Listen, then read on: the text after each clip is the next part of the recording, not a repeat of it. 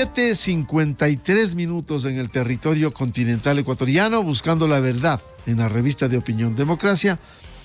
Queremos anunciar, vamos a abordar, en primer término, tenemos previsto un diálogo con el vicepresidente del Consejo Nacional Electoral, el ingeniero Enrique Pita, para hablar sobre el calendario de inscripciones para las próximas elecciones seccionales previstas para el 5 de febrero del 2023.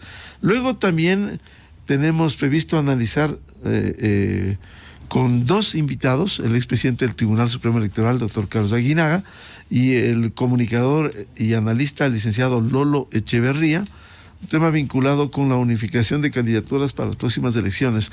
Allí quedan interrogantes.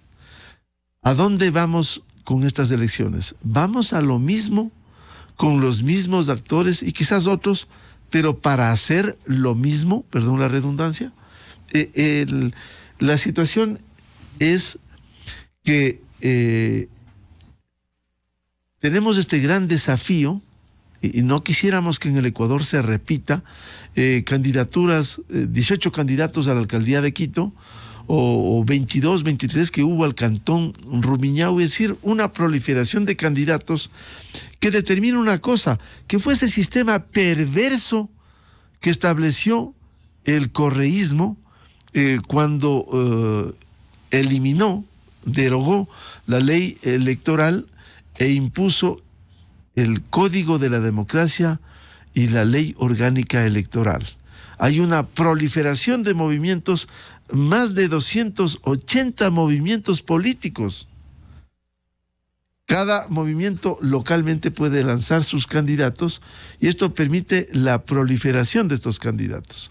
Y la proliferación de candidatos determina que con muy poco porcentaje, con legalidad, pero sin la debida legitimidad, con el 20, 19, 18%, pueden llegar a una elección seccional, sea candidato a la alcaldía o sea candidato a la prefectura provincial, a la gobernación provincial.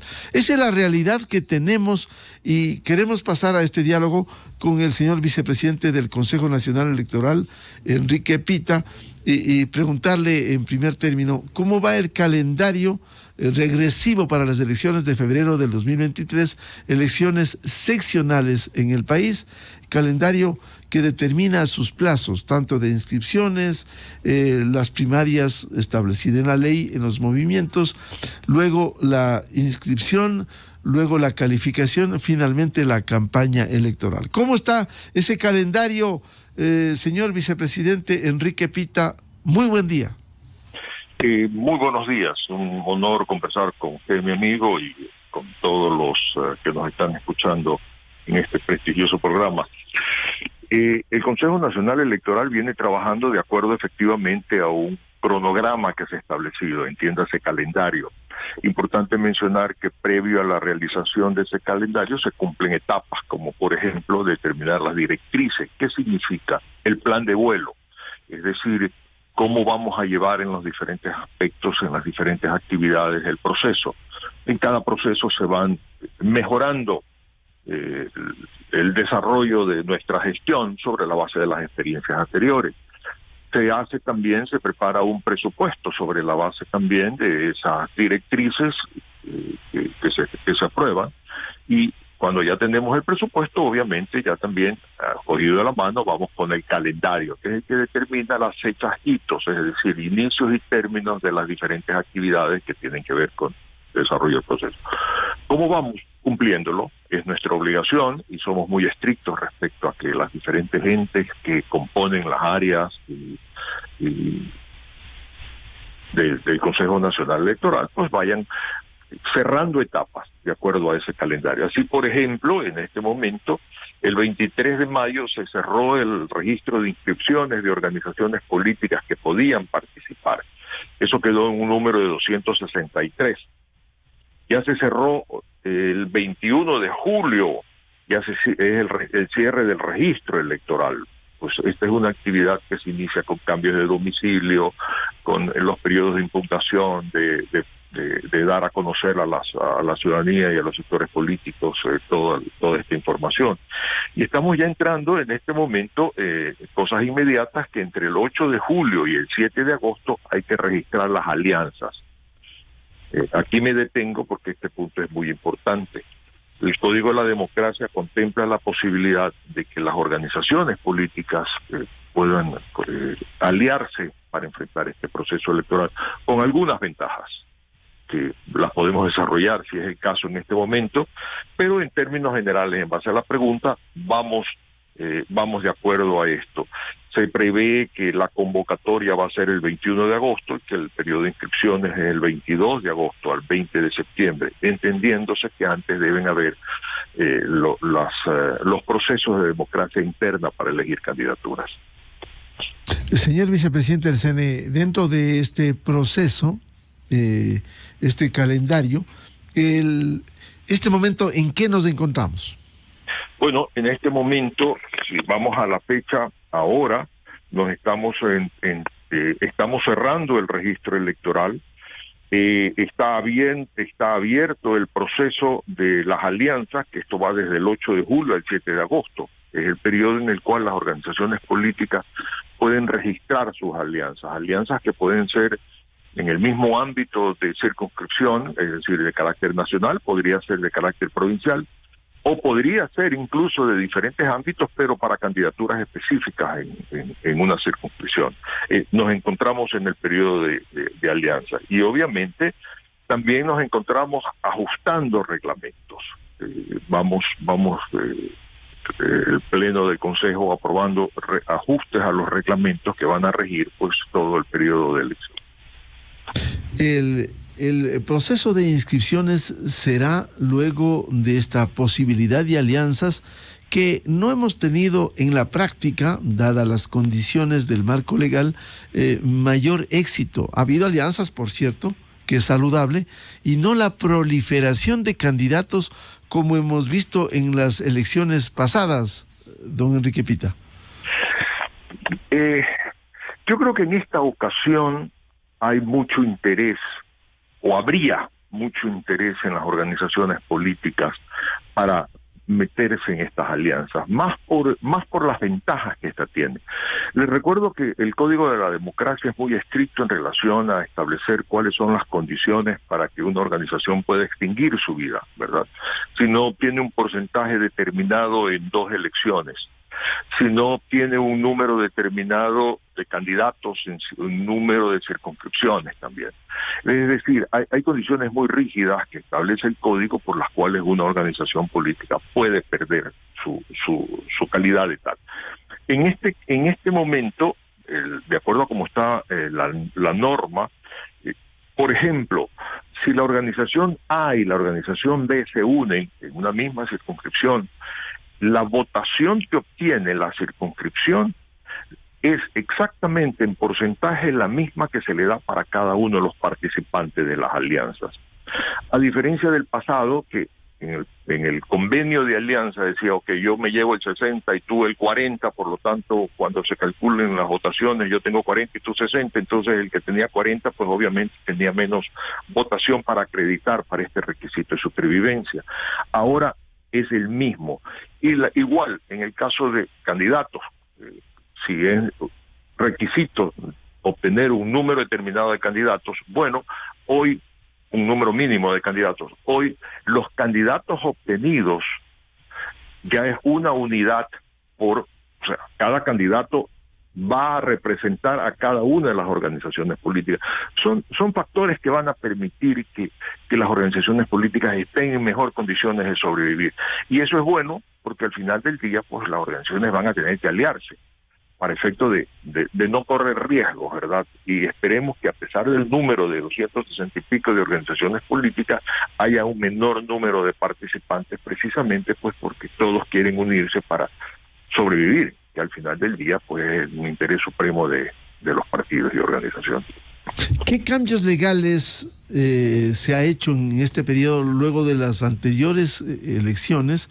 Porque ha habido un reclamo, ha habido iniciativas, lastimosamente no se han plasmado, precisamente para afinar los procesos electorales, evitar esta proliferación de candidatos. ¿Cómo llegamos a estas elecciones seccionales? ¿Con el mismo marco legal, incluido algunos cuestionamientos al contenido del Código de la Democracia, ley electoral? Pues llegamos exactamente igual. El Código de la Democracia no ha sido reformado en sus términos y pues lamentablemente como la norma establece, el Código no puede ser reformado un año antes de un proceso electoral. Antes hubo un periodo de un año que pudo haberse aprovechado por parte de la Asamblea Nacional, que es la que tendría esta responsabilidad, y no se ha tocado el Código de la Democracia. Entonces, vicios y defectos y cuestionamientos por parte de la ciudadanía, por ejemplo, en cuanto a los requisitos de los candidatos para participar, en cuanto a los requisitos para formarse organizaciones políticas, es decir, son aspectos que lamentablemente a nosotros no nos corresponde limitar, nosotros obedecemos lo que dice la ley. De hecho público, usted solamente puede hacer lo que está en la ley. Entonces, no ha habido mayor interés o preocupación, por llamarlo de alguna manera, por quienes tienen la responsabilidad en algún momento dado de, sobre la base de la experiencia, ir mejorando la participación política de las organizaciones políticas, de los ciudadanos, e ir mejorando nuestra democracia. Por lo tanto, sí, estamos entrando con las mismas reglas de juego que estuvieron vigentes antes. ¿Y cómo está el sistema electoral? ¿Cómo está el software? ¿Cómo están las herramientas que se usan para el proceso y finalmente para el conteo de los votos? Tendríamos que diferenciar dos aspectos en esta conversación. Uno es lo que se llama el hardware, que son los equipos con los que se trabajan y que son los que procesan la información. Procesan significa, pues obviamente, registra la información que se genera en las juntas receptoras de votos a través de las actas, posteriormente son escaneadas, etcétera, etcétera. Ese es el sistema informático y cada elección es diferente unos de otros. La última elección fue una elección de presidente y de asambleístas, ahora vamos a tener 7 elecciones diferentes entre alcaldes, prefectos, concejales, o juntas parroquial y las 3 de Consejo de Participación Ciudadana. Por lo tanto, el sistema tiene que ajustarse en cuanto a la capacidad de procesar toda esta información, transmitir la información en forma oportuna, transparente. Entonces, ese ya es el sistema informático que se va ajustando en cada proceso. Y al respecto de esto, nosotros, obviamente, en cada proceso es una experiencia y se va mejorando, pero también tenemos apoyo internacional que va aportando con sus experiencias externas, que nos va ayudando, si quiere, con recomendaciones, porque este es un trabajo hecho por ecuatorianos para procesos ecuatorianos, pero que nos hace mejorar. Estamos trabajando en esto. En este momento, por ejemplo, estamos en el proceso ya de establecer los términos de referencia para comprar equipos nuevos, que ya prácticamente llegaron a su vida útil en la última elección.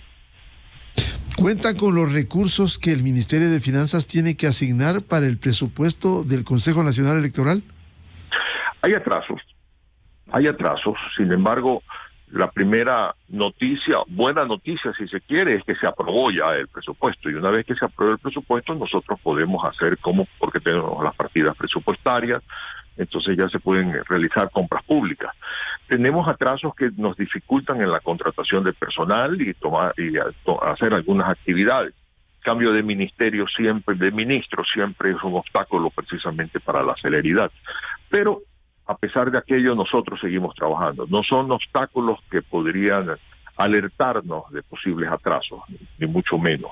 Pero ya tenemos un presupuesto y obviamente estamos trabajando sobre la base de referencia. Yo les recuerdo que no es que nos dan a nosotros el dinero, nos asignan partidas presupuestarias y sobre la base de esas partidas presupuestarias tomamos las decisiones de contratación de personal, de compras o de cualquier actividad que se requiere, y sobre la base de aquello es que se genera el pago directo del parte del ministerio a proveedores o incluso a generación de los recursos para pago a los bienes y servicios y al personal contratado. ¿A cuánto asciende el presupuesto aprobado y cómo se lo va a distribuir?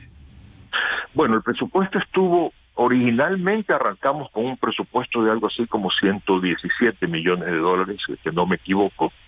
Ya en las discusiones muy fuertes, digo fuertes en términos de la argumentación necesaria para que el Ministerio de Finanzas entienda que la organización de un proceso electoral es una organización que se ajusta a la experiencia que nosotros tenemos, ¿verdad?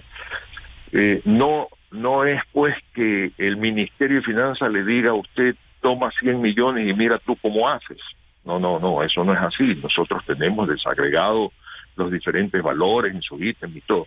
Se puede discutir aspectos, por supuesto. Por ejemplo, nos obligaron a que el personal, una parte importante del personal que iba a ser contratado, no estuviera en relación de dependencia del CNE, sino que facturara simplemente por facturación, lo cual desde mi punto de vista no es justo, ¿verdad? Porque la gente quiere acreditar afiliación al Seguro Social, pero el Estado se defiende y dice sí, pero me cuesta más, en detrimento de medro de ese beneficio de la gente. Bueno, nosotros tenemos que aceptar, porque al final del día tenemos que transar.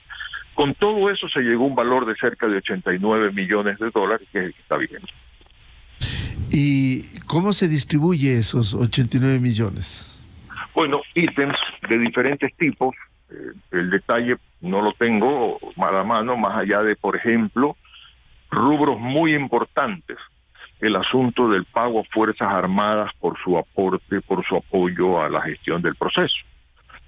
¿Qué hace Fuerzas Armadas? Fuerzas Armadas nos aporta, pues obviamente, con transporte de los paquetes electorales, con la vigilancia que tiene que hacer el día de las elecciones y su presencia, de los centros de control de bodegas, etcétera, y de la gestión en cada una de las delegaciones. El pago a la Policía Civil también por su aporte al control externo de las delegaciones y su aporte también en cuanto a, de acuerdo a cómo se programe, a ayudar al cuidado de la transportación de las actas que se generan en las diferentes juntas receptoras de votos. Impresión de papeletas, por ejemplo, eso es un rubro importante. Y al momento, ese atraso que mencioné, que sí, efectivamente, por el cambio de ministro se está presentando, puede afectar en algo por el hecho de que es un negocio que obliga a que el Instituto Geográfico Militar no tenga los recursos para importar el papel. Pero esa es otra partida importante. Y, obviamente, contratación de personal. Como yo siempre digo, nosotros somos carpinteros, construimos democracia, y para construir democracia necesitamos personal, contratar personal en las diferentes áreas, en sistemas, en procesos electorales, el personal de apoyo, en cada una de las delegaciones, etcétera.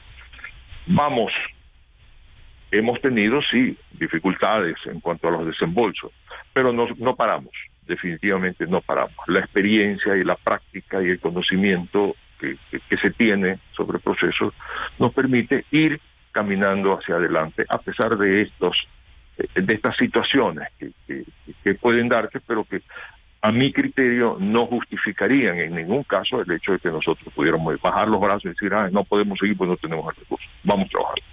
¿Y cómo están las seguridades que a momentos y en la historia reciente, elecciones seccionales, de elecciones presidenciales, hubo algunas observaciones? ¿Cómo están las seguridades para garantizarle al país los resultados de las elecciones?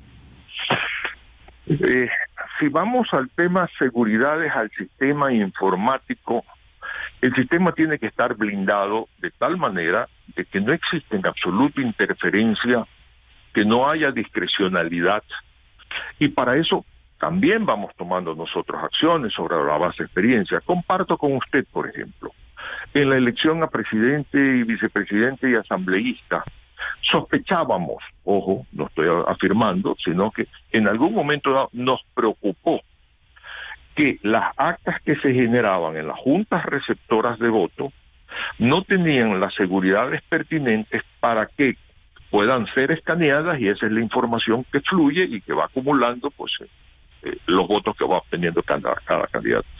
Dicho eso, creo que 24, si no fueron 72 horas antes del proceso, cambiamos las hojas de estas actas y se les incluyó, con apoyo por supuesto del Instituto Geográfico Militar, seguridades adicionales que hacían que sea imposible para alguien tener un acta espejo. De tal manera que si alguien tenía un acta espejo prefabricada, que era la que escaneaba en un centro de cómputo y ponía los valores que les daba la gana, obviamente no iba a poderlo procesar. Seguridad es que sobre la práctica y obviamente tener cuidado muchísimo.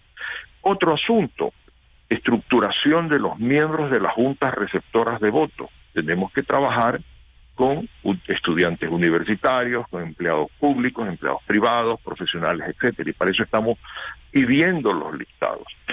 Siempre, y en mi experiencia que son algunos años, siempre nos exponemos a que alguna empresa diga yo tengo 50 empleados o diga yo tengo 500 empleados y al final no tiene 25. La empresa podría estar contaminada por intereses políticos y presentar un número exagerado de afiliados. Bueno, ¿por qué? Porque en cantones pequeños, usted lo puede conocer perfectamente, la ciudadanía, se gana y se pierde con pocos votos, y controlar las juntas receptoras de voto es de interés de los políticos, y nosotros nos tenemos que defender. Por lo tanto, un requisito que lo estamos discutiendo es que solamente se aceptan listados que puedan ser verificados con la base de datos de la seguridad social. De tal manera que si mañana la empresa Aguas y Compañía manda 500, pero solamente tiene 50, podemos suponer que 450 son gente que están interesados en ser parte de los miembros de la Junta Receptora. Todos estos son arbitrios y situaciones que nos llevan a estar protegiéndonos nosotros como guardianes de la democracia de cualquier intento. No estoy afirmando que tal situación se está dando, pero es nuestra obligación tomar las precauciones para que no exista en absoluto o desalentar a quienes pudieran creer que pueden golpear la democracia. ¿Cuántas papeletas manejarán los electores en las elecciones de febrero del próximo año? 7. Una para prefecto, una para... Bueno, dependiendo de la circunscripción, por supuesto, porque en un cantón donde solamente se va a elegir concejales, va a tener alcalde, va a tener prefecto, y concejales, y va a tener las 3 papeletas para el Consejo de Participación Ciudadana. En los sitios, juntas parroquiales, que se van a elegir miembros de juntas parroquiales, se incluye una adicional. Va a ser un trabajo tenaz. Tenemos que admitirlo, porque, por ejemplo, al momento, le cuento, se prevé que pudieran haber ser algo más de 100, pudiendo llegar a 140, los candidatos a miembros del Consejo de Participación Ciudadana. Hay un deseo de participar, de ser patriotas, de contribuir con la democracia muy grande por parte de ecuatorianos de todo índole, y se han inscrito. Eso va a generar, obviamente, una situación preocupante para nosotros y obviamente un trabajo tenaz para los miembros de las juntas provinciales electorales. Perdón, y de las juntas receptoras de voto. De la experiencia que tenemos desde la consulta popular de febrero del 2018, que se eligió después a los miembros vía urnas, ahora volvemos con este número. Habrá que ponerle mucha rigurosidad para la calificación de quienes aspiran a este organismo cuestionado, por cierto, como es el Consejo de Participación Ciudadana y Control Social. Pero definitivamente sí, no solamente a ellos, a los mismos candidatos que representan las organizaciones políticas y que están postulándose para las diferentes dignidades. El requisito es tener 18 años para ser concejales. O sea, y cualquier otra dignidad de estas. Realmente no se exige experiencia, más allá que obviamente no caiga en los inconvenientes de no poder inscribirse porque debe pensiones alimenticias, porque tiene sentencia ejecutoria de última instancia. Pero el Código de la Democracia es muy, en ese sentido, no establece requisitos de formación, por ejemplo, requisitos de experiencia, requisitos. Usted y yo somos muy rígidos respecto a buscar a alguien para que nos apoye, nos maneje el vehículo. Pues tiene licencia, perfecto, ha practicado, cuántos años tiene como tal, dónde ha trabajado, pido referencia. Pero designar gente a todo nivel, estoy hablando, no solamente hablando de esas próximas elecciones, a todo nivel. Los requisitos que establece el Código de la Democracia son extremadamente blandos, de tal manera de que cualquier ciudadano que tiene respaldo en una organización política, pero que tiene posiblemente alguna importancia en el imaginario popular, porque es designado candidato. Pero después pues tenemos los problemas de la calidad de autoridades que se quejan los ecuatorianos, que al final del día pues se tienen. Claro, eso es lo que venimos hablando durante tanto tiempo, la necesidad de cambios en el sistema electoral, pero eso, por cierto, depende de un proyecto, depende de la Asamblea Nacional y es otra condición. Por ahora quisiera agradecer, a nombre de la revista de Opinión Democracia, al vicepresidente del CNE, Enrique Pita, por atendernos y despejarnos muchas dudas en esta organización de las próximas elecciones. Enrique, muy amable. Siempre a las órdenes, cuando guste. Será un honor volver a estar con ustedes. Gracias, buenos días. Muchas gracias. Enrique Pita, vicepresidente del CNE, y el proceso organizativo de las próximas elecciones seccionales, febrero 2023. 8:18 minutos en el territorio continental ecuatoriano. Vamos a una ligera pausa y ya volvemos con nuestros siguientes invitados. El expresidente del Tribunal Supremo Electoral, doctor Carlos Aguinaga, y el comunicador, el licenciado Lolo Echeverría, precisamente para hablar de estas nuevas elecciones. ¿Vamos a lo mismo con los mismos y otros candidatos? La proliferación de candidatos, porque no ha cambiado nada. Preguntas que queremos despejar de inmediato.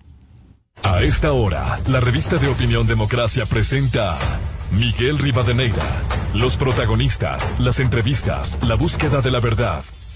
Miguel Rivadeneira, en la revista de Opinión Democracia.